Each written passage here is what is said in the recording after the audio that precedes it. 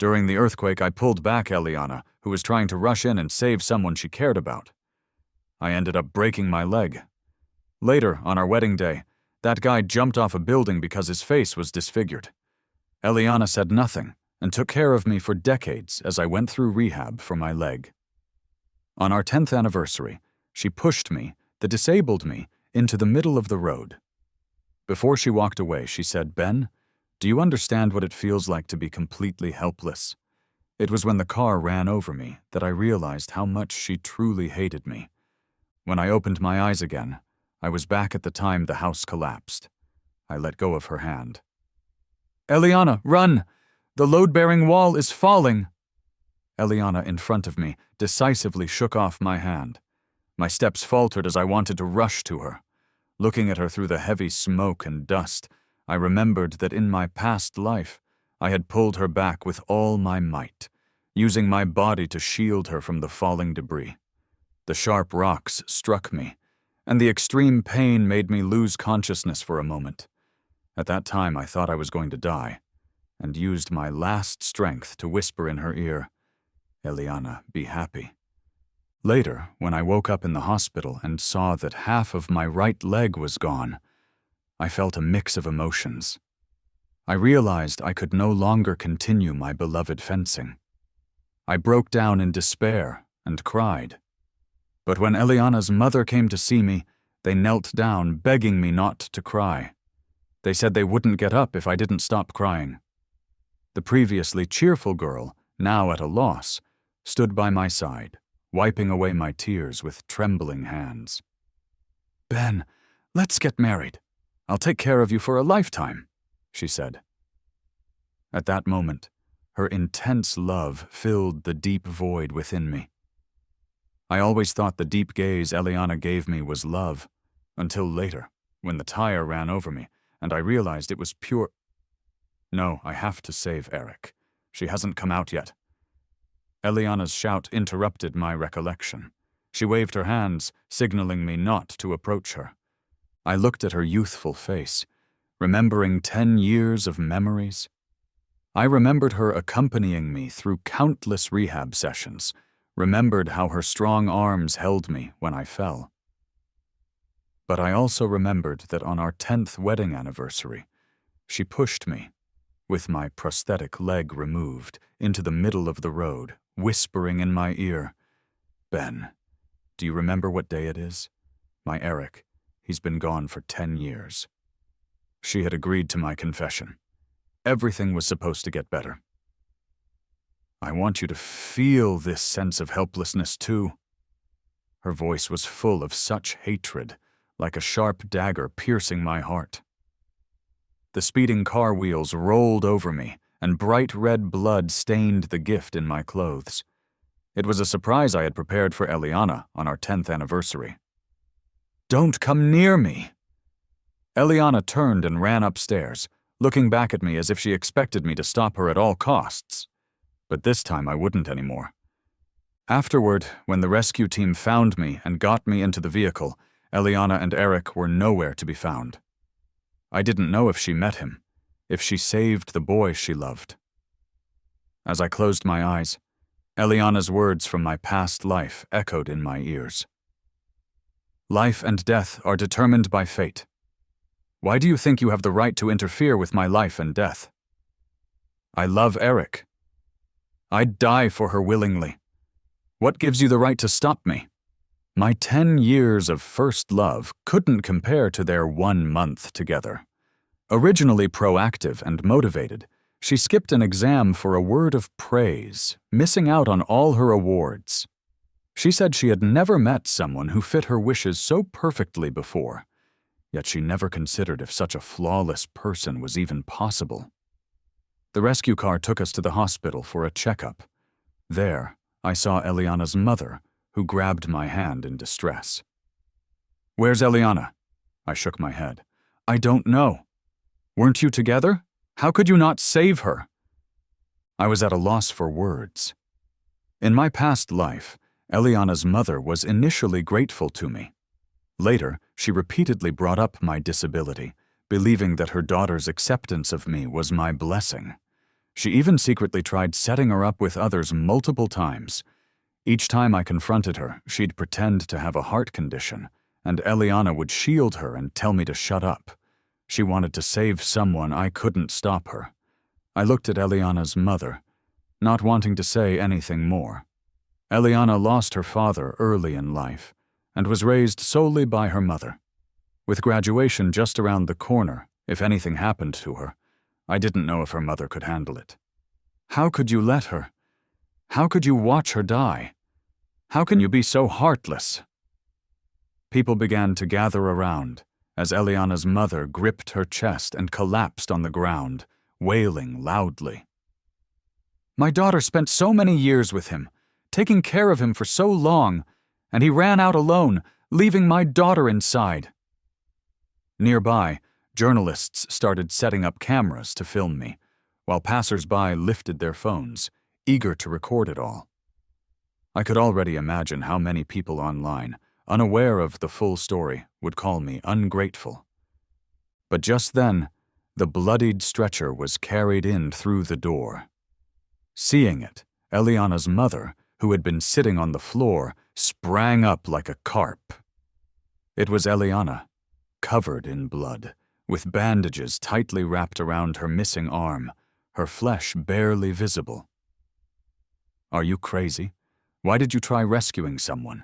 If something had happened to you, how would I survive? Her despairing cries echoed throughout the corridor, while Elelliana weakly smiled. I saved Eric. I saved Eric. I'd do anything as long as Eric is safe. The faces of people around changed. Eric? Isn't that another boy? Hasn't she been with someone for a long time? Why is there another Eric? Isn't this emotional blackmail? Only your daughter's life matters, but everyone else's doesn't. As public opinion began to shift, Elelliana's mother stopped trying to explain, her face turning pale as she fell back, no longer uttering a word. This time it wasn't pretend. Medical staff rushed towards them, while I turned and walked into the exam room across the hall, not bothering anymore. Everything came back normal from my checkup.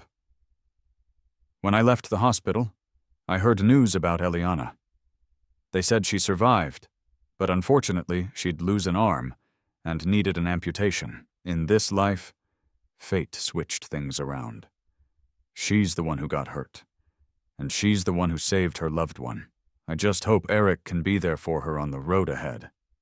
I stood outside the ICU, staring at the blinking red light, with images of Eric's face from a past life flashing in my mind. When the building shook and everyone was running out, Eric clung to his phone, his tone resolute. Quick, say you love me, otherwise I'll die right here. I'm not running. If you don't agree, I'm not living. I've seen him and that film director, Lily, break up and get back together. I've also heard him scoffingly tell women around him, Elelliana, I'm just playing with her. If I'm not serious, how would she know real sorrow? So I tried to stop Elelliana. I wanted to help her dodge a disaster she wasn't meant to face, even if she developed feelings for someone else, even if she harshly pushed me away for someone else. Yet I still cherished our years of friendship. I wanted to have a clear conscience. I wanted to pull her out of the mire. But since she's so determined to jump, as she said, it's true that life and death are destined, and wealth and honor lie with fate. It was a month later when I saw Elelliana again. Her once prideful right hand for drawing was gone. Her right arm was now just scarred, bandaged up, and difficult to move. Elelliana's mom looked like she'd aged 10 years. Her voice had gone hoarse, then recovered, then hoarse again, to the point it couldn't make a sound anymore. I took a bouquet of flowers when I went to welcome her out of the hospital and calmly told her, "We're breaking up." Elelliana didn't try to stop me because Eric had visited many times during her recovery. He confessed his love for her, swearing to be with her forever. I guess, for both of us, this was a happy ending. After Elelliana left, I lingered, lost in thought, in her now empty hospital room. It was where I once stayed in a past life. Back then, I thought Elelliana could save me, but now I realized only I could save myself. Thinking I'd see Elelliana and Eric happily together, I was surprised to catch Eric and Lily in a tight embrace, kissing passionately. My phone rang suddenly, snapping me out of it. It was my mom calling. When I answered the phone, I glanced down. Elelliana was already downstairs, and Lily was nowhere in sight. Eric had a bouquet of roses, which she happily took as she ran into Eric's arms, her face beaming. "Hey, Mom," I answered the call, but my eyes stayed locked on the street below. Elelliana had no idea about what just happened. She tried to lean on Eric, but her missing arm made it hard to embrace him fully. "Ben, where did you go?" My mom's voice sounded anxious. In a past life, after I lost my leg, it broke her heart. But she never blamed Elelliana. She only mentioned in private that she wondered if Elelliana, with her deep intentions, was a good choice for me. But Elelliana was always so polite to her, and always gentle with me. Because of this, I argued with my mom a few times, asking her not to overthink it. After living through it again, I now understand instincts born out of love are real. If I had listened to her earlier, maybe things would have turned out differently. "Don't worry, Mom," I said. I said goodbye to Elelliana. I softened my tone, but at that moment my body felt electrified. Not far away, someone stood among the flower beds, hands in their pockets, looking up at me with a knowing smile. They raised a finger to their lips in a shh gesture, eyes flashing a warning not to speak out. Frankly, for someone like Eric, his romantic entanglements aren't surprising. Even in the film department he stood out. His deep, narrow eyes seemed filled with starlight, bewitching anyone he glanced at. Rumor has it that some well-known directors had already offered him scripts, but Eric declined, saying he wanted to save his debut for Lily. Sadly, the past life didn't go that way. An earthquake scarred his prized face, ruining his looks. Elelliana once left me post-recovery to secretly visit Eric, but he refused to see her. She always thought the scars kept him from seeing her, and she believed she was desperate to marry me. What she didn't know was that the day Eric jumped from that building, Lily posted a photo of her hand interlocked with another man's, looking blissfully happy. I endured 10 grueling years after losing a leg, without feeling the regret Eric left in her heart. She blamed all her struggles on me, not realizing she meant nothing to him from the beginning. Years ago, in my despair, now I see how my divided loyalty is any different from Elelliana's determined wishfulness. Back at school, most of it had been rebuilt. With graduation looming, everyone was sending out resumes. In the past life, Elelliana was noticeably outstanding, grabbing HR's attention effortlessly amid the crowd. But now she sat before small, overlooked companies, awkwardly writing her name with her clumsy left hand. Most companies didn't say anything up front, but their sympathetic gazes said it all. Elelliana was now feeling the helpless despair I had once experienced. "Ben, I'd like to know your view on balancing career and family," asked the interviewer, holding my resume with curiosity. Single applicants often face such questions, which I understood. I thought back, memories dancing in my head, then spoke firmly. I was born to be a mountain, not a stream. The interviewer looked momentarily stunned, but then smiled warmly and nodded in approval. "All right, Ben, one last question. You chose to be a wheelchair fencing coach. Can you tell us what that means to you?" I felt my hand brush against my right knee under the table, gently rotating my ankle. The feeling of having something lost and regained still lingered in my heart, and it won't go away. In my past life, I hit so many roadblocks and ended up hating fencing, which I once loved. Every time I saw a competition on TV, I'd go crazy and throw things at the screen. It wasn't until much later, when I was calmer, that I tried to understand wheelchair fencing. The female coach I met handed me a sword and told me that even without legs, I could still fly if I grew wings. Unfortunately, by then, my body had deteriorated too much to pick up my dream again. Now that I have another chance and understand the pain I went through, I want others to find joy in life with me. The motto, faster, higher, further, embodies a mindset for me. Physical limitations should never hold anyone back from chasing their dreams. Those were the words my coach told me, and they were a comfort to myself in that difficult time. As the interview ended, I saw Elelliana and Eric. She was standing next to him, really striking. "Elelliana, don't worry about a job. I'll take care of you," he said. Hearing that familiar conversation made me smile a little. "I'll set you up with a job through some connections, one that's not too hard but pays well." "I don't need your help. I don't believe no company would hire me. Eric, just give me some time," she replied. Eric clearly didn't like Elelliana. He was being considerate just to avoid criticism, but a privileged girl like Elelliana wasn't one to take handouts from a guy. Even now she believes she can make it big, but her grades have a glaring stain from skipping an exam to support Eric in his competition. Adding to that, physical recovery is a slow process. Elelliana has lost the head start she had in her previous life. Reaching her former heights now would take monumental effort. I walked past them both without turning my head, but as I passed, I clearly heard Elelliana raise her voice. "Eric, I'll make you happy." Out of the corner of my eye, I saw her turn to hug his waist, with her eyes glancing in my direction. I pretended not to hear, didn't look back, and my mind drifted back to when an 18-year-old girl stood outside my building all night, holding a jar filled with stars. She stammered, telling me, "Ben, we got accepted into the same college. Can we be together? We'll definitely be happy." Closing my eyes, I could still see the floating willows and her sweat-soaked white shirt.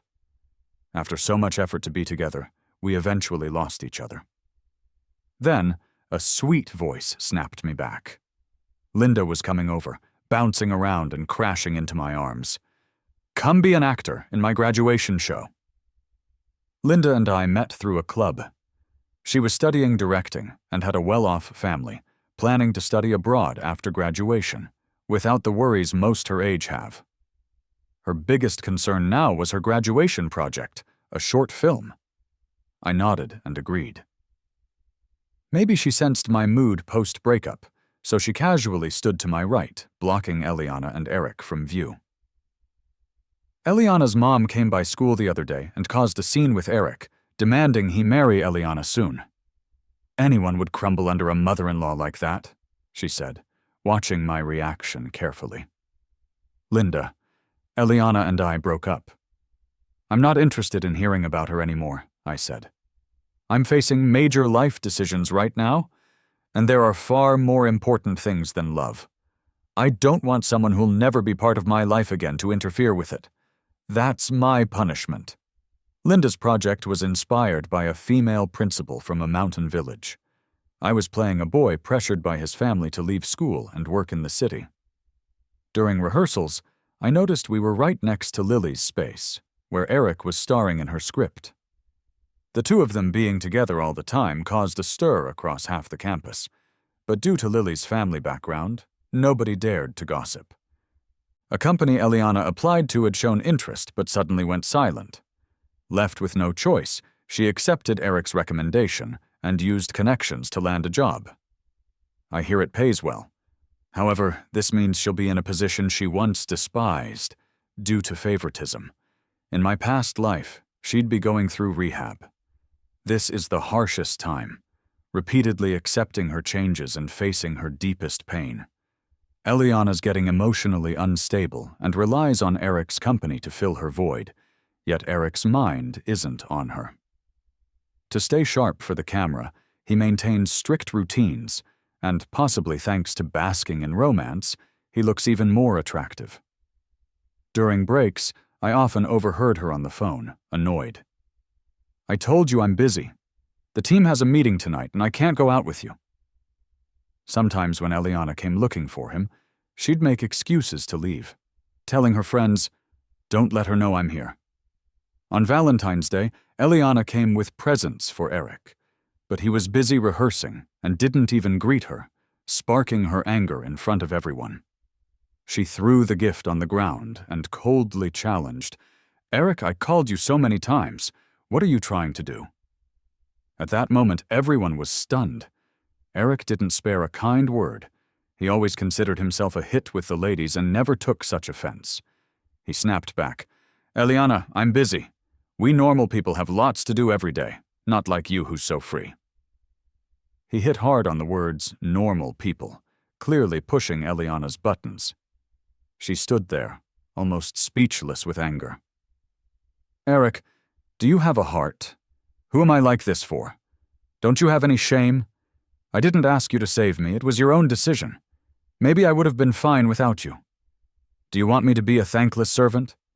Don't forget who got you this job, Elelliana. I owe you nothing." Elelliana was fuming and anxious. She wanted to point at him, but could only shake her empty sleeve, nearly tripping over a chair. From afar, I looked at Elelliana, once praised by teachers as a genius, now standing defeated and humiliated in silence. My heart couldn't bear it, and I looked down. People only understand the value of things after they've lost them.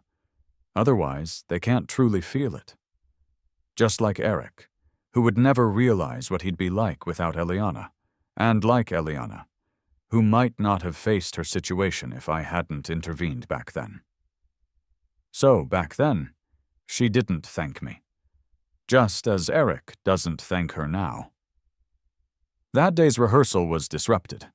After everyone left, I stayed to practice. In the short film, I played a martial artist emerging from the mountains. I had to showcase sword skills at the movie's end, but having been reborn, the moves felt unfamiliar, so I kept practicing repeatedly. Eventually, the stage lights went out. While practicing my sword thrusts in the dim light, I noticed a shadowy figure sitting in the audience. "Who's there?" Startled, I nearly dropped my sword. "You're amazing." It was Lily. She raised an eyebrow, her dark eyes ghostly. "Elelliana doesn't deserve you." I thought she was warning me to keep quiet, so I brought up the topic myself. "About you and Eric, I won't tell anyone." She chuckled softly, her face softening with a bit of intoxication as she moved closer to me. "Eric isn't right. I want a leading man like you. He's too flattering. You're resilient, like wild grass." I smelled her perfume mixed with alcohol, frowned, and stepped back. She saw herself as a grand artist, and with her unique background, she flirted indiscriminately. Some guys might tolerate this for their own reasons, but I coolly glanced at her and stepped back. "My relationships are my business. They have nothing to do with you." I took off my costume, intending to leave, but Lily followed and grabbed my sleeve. "Ben, has anyone ever told you you're different? If we get together, do you think Elelliana would be upset? Would you like to see her try to win you back?" I admit, for a moment I was tempted, but quickly buried the thought. I don't need a woman's regret or to compare myself to a woman to prove my worth. I'm good enough without anyone highlighting it. I don't want any more ties with Elelliana. If you bother me again, I'll spill what I know, which won't benefit you. I coldly took off my costume and left the theater. After that day, Elelliana started giving Eric the cold shoulder. She stopped visiting him at the theater and didn't show up with him at school. She thought it would be punishment for Eric, but didn't realize it was exactly what he wanted. On my birthday, Linda organized the entire crew to celebrate for me at the restaurant. I received an anonymous text. "Ben, happy birthday." I instinctively thought of Elelliana. Her first love letter to me at 17 started with the same greeting, but without much hesitation, I deleted it. As we left the restaurant, surrounded by people on the way back to school, I had a little too much to drink. Girls beside me moved to help, but hesitated and pulled back. I noticed, but stayed silent. Under the street lamp, I saw a small, lonely figure. The girl at my side noticed first and walked off quietly. Then Elelliana's voice was tightly controlled, but still betrayed her emotions. "Happy birthday." After this brief exchange, I nodded thanks. She was holding a bunch of ugly paper stars. "They're not well made," she said with a hint of grievance. In our 4 years together, I never missed any of her major events. I was by her side through all her tough times, like when she broke her arm in sophomore year after a bike accident, and still brought the birthday cake she made to me. When I rolled up her sleeve, she burst into tears. Such a proud person, reduced to this before me, but now, at such a hard time, I won't be there for her anymore. "Good luck." No hint of a smile crossed my face as I coldly said those words. "Ben, why are you so heartless? Can't we at least be friends?" People next to me were gazing over, their eyes questioning. I raised my eyes and looked straight at her. "Elelliana, don't call me that. You don't deserve to. You think it's an old flame rekindling, but really, it's just you wanting some warmth after feeling tossed aside. But you should know, I can't stand even a hint of betrayal. When you insisted on pushing me away, you should have realized we could never be friends. Elelliana, don't try to use your so-called deep persona to guilt-trip me. Fate decides life and death, wealth and privilege. That's your choice, so bear it on your own." I gave her a smile and then walked over to join my friends, heading off together into the distance. The days leading up to graduation just flew by with all the rehearsals. A month went by without me even noticing. Lily started giving me expensive gifts every now and then, like a luxury brand bracelet or some limited edition shoes. I knew it wasn't love at first sight. She was just playing a game when she was bored. I didn't pay it any mind. Since I got an offer from the provincial team coach, I was starting to coach, planning to train a newly formed fencing team. 3 months from now, we're heading to an important competition. On Eric's birthday, Elelliana suddenly came back. She showed up with her mom, now wearing a new prosthetic arm. They clearly planned to come unannounced, hoping to break the ice and surprise Eric. Elelliana's mom said all this to me. After everything that's happened, she looked worn out and was strangely gentle towards me. "Ben, she's like a child who never grows up, always needing care. You've known her for years. You know she can be impulsive and do reckless things, but she's sentimental at heart. She used to tell other men that after we got married in a previous life." Which was pretty obvious what she meant. Hearing it now makes me sick. No one is a perpetual child. She is an adult and should be responsible for her actions. Whether she is sentimental or not isn't my concern. She's got a boyfriend now. Go talk to her. I was about to leave when Elelliana's mom stopped me. "Listen, I think you are great and worth pairing up with Elelliana, or else, you know she and her boyfriend are doing pretty well. He's got a job, too. To put it bluntly, if she hadn't lost an arm, you wouldn't even be in the picture." She still spoke proudly about her daughter, clearly unaware Elelliana had used connections for work and of Eric's arguments. Elelliana's mom wasn't fond of me, but Eric seemed too wild for her liking, so she wanted me to take over the mess. I knew how difficult she was from before, and wondered how this pampered mom and a rich kid like Eric would clash, so I wished them success, I guess. Hope they last long and live happily ever after. No need to set me up.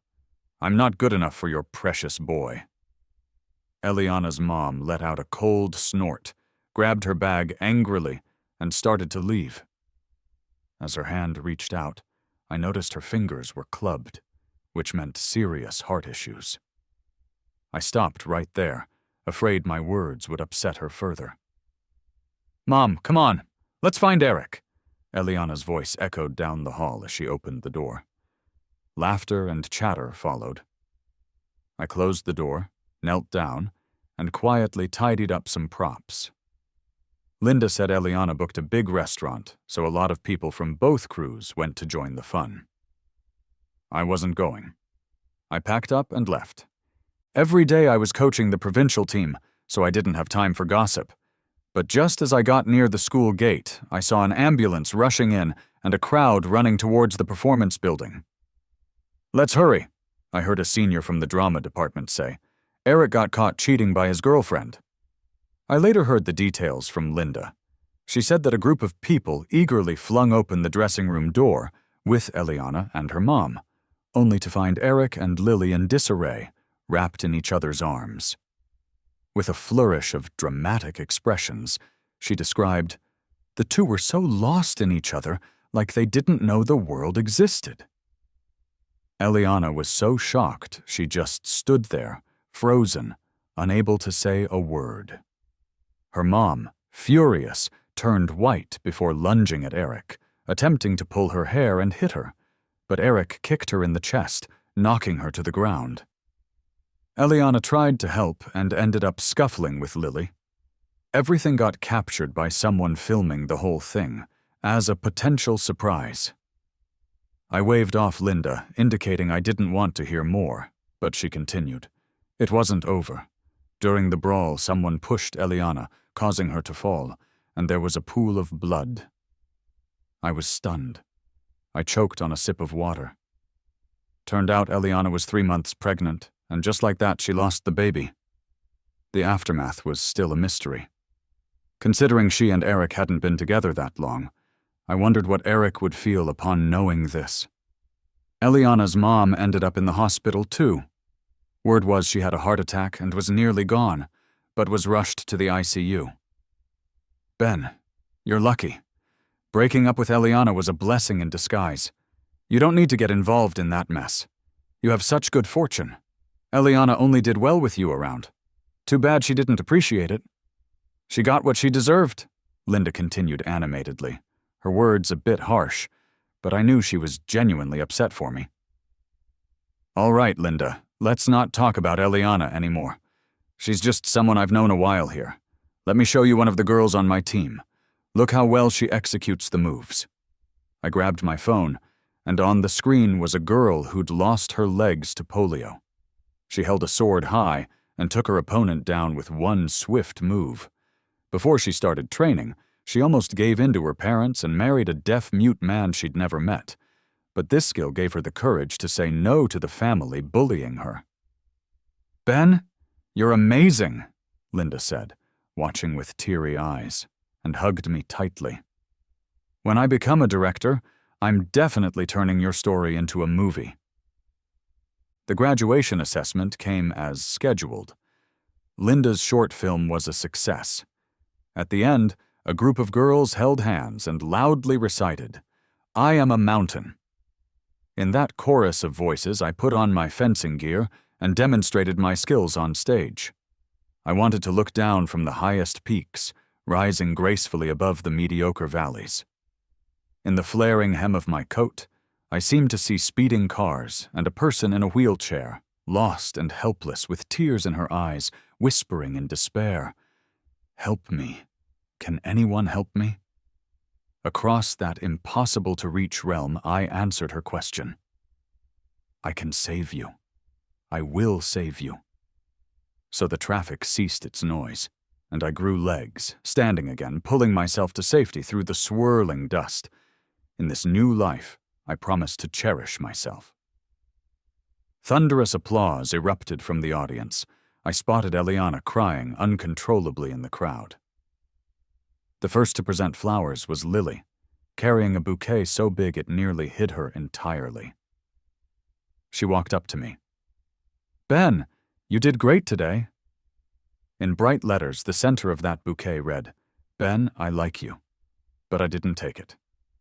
In the end, Linda, as the organizer, accepted the flowers on my behalf and politely responded, "Thank you for your support."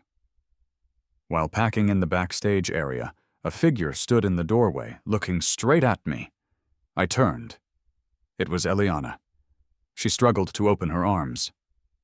"Ben, we're graduating. Can I have a hug?" We both knew this was likely our last chance to meet. Seeing her mechanical arm peek from her sleeve softened my heart a bit. "Ben, be happy," her voice choked up. In this new life, the phrase had become hers to say to me. Fate's twists are indeed curious. If only when I rushed in, you'd reached out to pull me back. Maybe I'd have realized my mistakes. "Ben, I'm sorry. I was wrong." Elelliana's lips quivered, and her tears fell as she bowed her head. I laughed. "Elelliana, someone who can't own up to their actions is a coward. If you didn't regret it, I'd have a shred more respect for you. You don't need my forgiveness. I'm not important to you, just as you're not to me. Never seeing each other again is a blessing for both." I finished packing and left the performance room. This time, all my dark past should finally be over. After leaving school, I rarely paid attention to those people's news.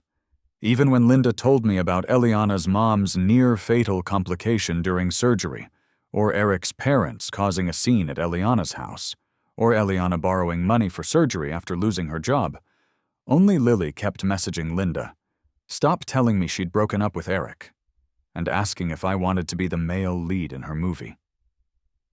I never replied.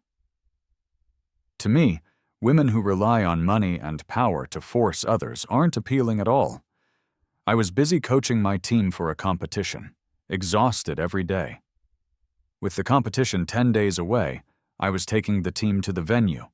Adaptive sports demand more time to adjust, so I worried about potential mishaps. The night we arrived at the hotel, Linda suddenly called me. "Ben, did you see what's trending?" Her voice was urgent. She hung up, sending me a video. In it, the part showed Elelliana's mother yelling at me in the hospital on the day of the earthquake. The video was cropped, ending right when Elelliana's mom accused me of not saving her. My indifferent expression was edited into memes, with the text saying, "Not my problem whether she lives or dies." My identity was exposed, along with my entire team. Commenters, unaware of the truth, reacted aggressively. If she can't save those close to her, how can she be expected to care for disabled people? Is she doing this on purpose since she's a para-athletics coach and wants more disabled people? Cancel her team's entry.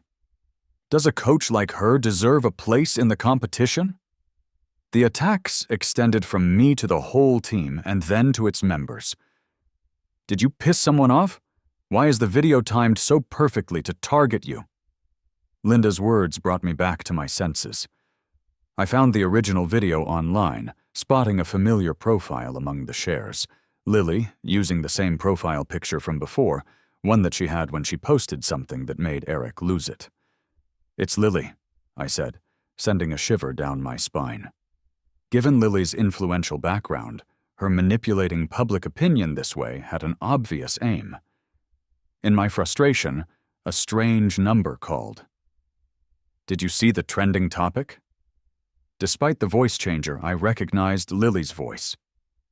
"What do you want?" "Drop your coaching role and join my team. Otherwise, it's not just your reputation at stake. I can make sure your whole team can't compete." After a long silence, I was sitting alone in the dark room, lost in thought. Lily has always been kind of wild. If I don't agree with her, I can't even imagine what kind of mess might unfold.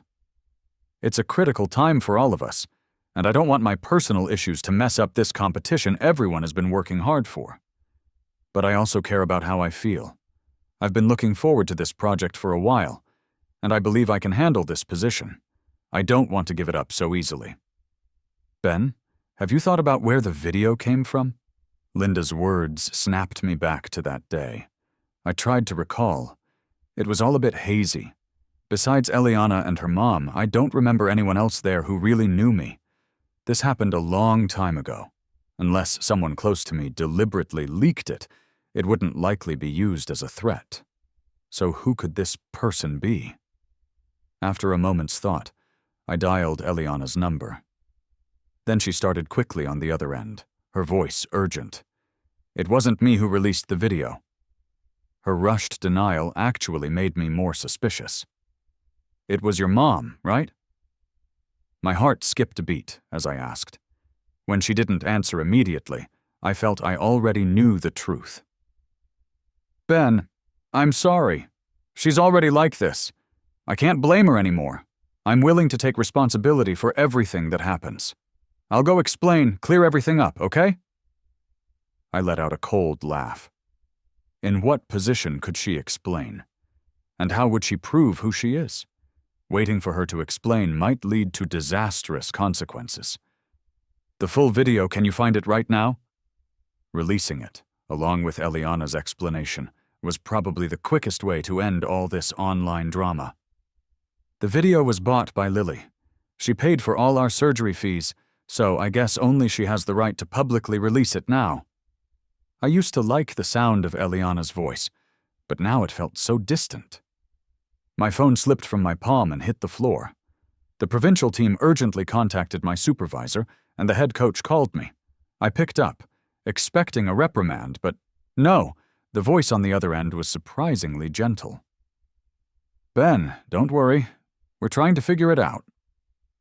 I couldn't help but recall standing at the interview and saying that physical limitations shouldn't hinder the pursuit of dreams. My team had been through so much. Many saw this competition as their one shot in life. If they didn't win and make it to nationals, it would be over for them. This dream wasn't just mine, it was all theirs. Am I really going to let Lily ruin all that? Sister Chow, blame it on me instead. I'll resign as coach just so the kids can compete. Once the contest is over, we'll find a way. But I knew compromising would mark a stain on my career, one that would be tough to clean later. My girls had already used up all their courage just getting here. I couldn't be their roadblock. I packed quickly and called Linda. Linda, where are you? I'm coming over, she said.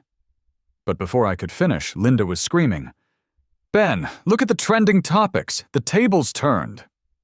News that the full video was out quickly hit the top of the local list. It showed Elelliana in tears, explaining herself, while the unfriendly crowd was also put on display. Soon after, interest swerved towards the connection between her and this mysterious Eric. Within half an hour, it was wiped from trending, replaced with some dull entertainment news at the top. I didn't believe for a second that there wasn't someone pulling strings. Once Eric's real identity came out, finding Lily would be no trouble. I figured Lily wanted to avoid more drama, but who released the video to escape Lily's plan? I wasn't sure. After the storm, Lily never reached out again. The preparation for the competition kept moving. What happened felt like a blip on the radar. The process went smoothly, and my team did fantastically, clinching the top 3 spots at the provincial competition. In all those flashing lights, the girls bloomed with smiles, pushing their wheelchairs, embracing tightly alongside the song Stars and Sea. Because of the pre-match hiccup, the competition got more attention. The girl from the mountains won, and ad agencies promised to cover all her training costs. Amid the cheers and applause, I got a phone call. The moment I answered, an unexpected voice greeted me. Ben, you're incredible. That voice was distant but familiar, instantly throwing my memories back to another life. In a dim hospital room, the TV was on, showing a live news report. I had insomnia back then and couldn't sleep at all, feeling near a breakdown. One evening, as I listened to the soft and resolute female reporter narrating the news, I fell into a rare moment of peace. That voice became my nightly lullaby during those tough times, until one day she appeared on the news. They said a reporter covering post-disaster zones fell from the 17th floor, supposedly overwhelmed by what she'd seen, and took her own life. The program replayed clips of her interviews, and every time she encouraged others to stay strong. I didn't know what happened that led her to such an end. Overnight, the whole thing just felt wrong somehow. Hearing that voice again, I teared up. We agreed to meet at a cafe. Did you release the full video? The person in front of me was named Wendy, and her round face gradually matched the image I remembered from behind the camera when Elelliana's mom was pulling her that day. I'm relieved that, in this life, such a tragedy didn't befall her. It was me, she said. Her voice still sounds so lovely, as gentle as a stream flowing through my heart. Why'd you help me? I asked. If Lily could use such evidence to threaten me, she'd be sure to keep all the key evidence to herself, probably through money or power. Being a reporter, she'd probably jump at the chance to exchange it for Lily's connections and resources in the media industry. Even if not, there's no point in risking offending her to help me. My daughter is paralyzed, she said, lowering her head slightly, her eyes reddening as she began to speak. On the day of the earthquake, we planned to go to the park together, but I had to go out for work, leaving her and my husband at home. Later, she was crushed under a falling pillar and lost her legs, and your husband... She gave a faint smile. He was with someone else at a hotel downstairs, something I found out later. An image of her from a previous life, falling at that same hospital, flashed in my mind. I guessed it could be where her daughter was treated. My daughter really loved dancing. Her teacher said she had talent and wanted to recommend her to the best dance school. Her voice, she was so young. How could she handle all this? She resisted treatment and remained in a bad state until... Then she looked up at me. During the post-earthquake reconstruction, I participated in your school's fall recruitment and heard what you said. I shared your words with my daughter and found wheelchair fencing videos for her. That night she cried for a long time. The next morning she told me, "Mom, I can dance even in a wheelchair." She also gave me her already written farewell letter. I looked back at her, surprised. If it weren't for you, she might have died. If she wasn't around, I wouldn't know where to find the courage to live on. The black and white photos from the past flashed in my mind, leaving me with a jolt of realization about how many unseen events had unfolded. Lily contacted me, offering a fortune for the video, but I told her the camera malfunctioned and I didn't record it. Her daughter needed expensive medical treatment, and she was in a divorce battle with her ex-husband. She needed a lot of money, but she didn't mention any of this, though I knew it. If it weren't for you, I don't know what I would have done, she said, looking me in the eye, speaking with her usual strong tone. I once blamed myself, thinking I wasn't good enough to keep my husband, leading to my daughter's tragedy, but you said it right. We are like mountains, not streams. Why stop because of small obstacles? What I should do is make her pay the price. If your story needs a savior with a twist ending, I hope she's a woman. We aren't always fools fighting over men.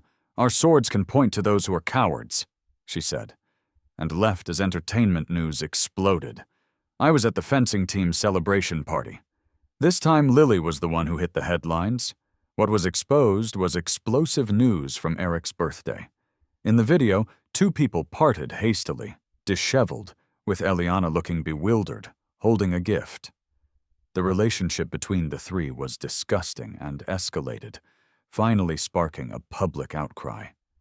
I don't know how Wendy got the video from Lily's close friends, but I know traitors are ultimately betrayed, and those who gather for profit eventually disperse when profits end.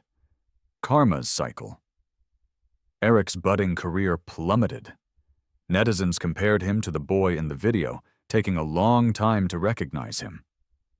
Only after seeing his recent photos did I realize that once handsome boy had lost his vitality.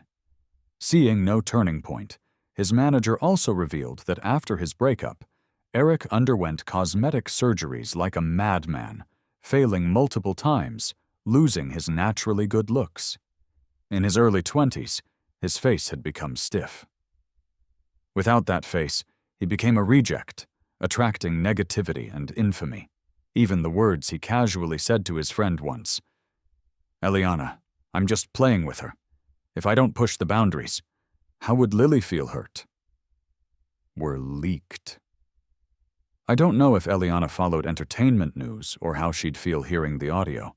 The whole thing ended with Lily's investors being exposed for tax evasion.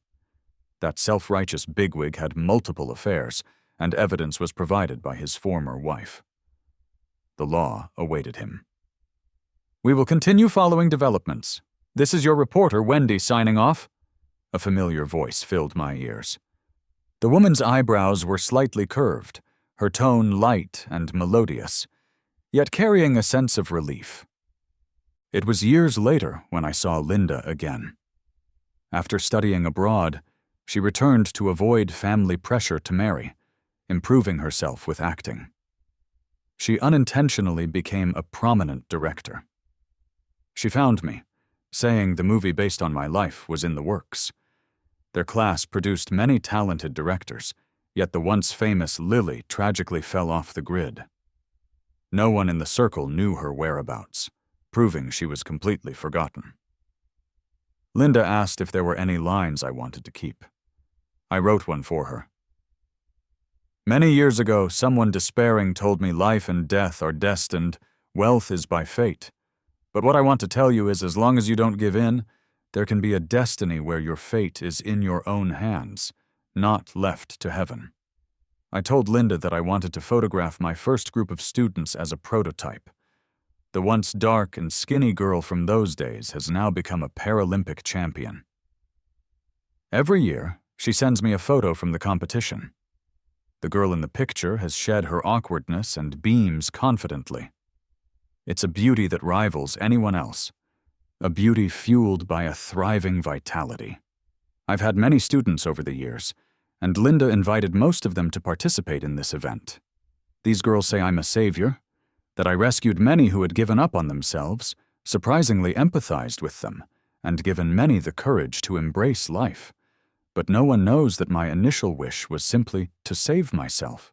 Yet, during those late-night moments when I wake up, I hear the words of that person in the wheelchair. He said that I am one among millions, and when someone is trying to save themselves, to love themselves, they emit a courage even they couldn't anticipate. This kind of strength is what the world truly needs, giving the greatest value to becoming the protagonist of your own story. And I'm grateful that this time, I got to be the main character in my own world.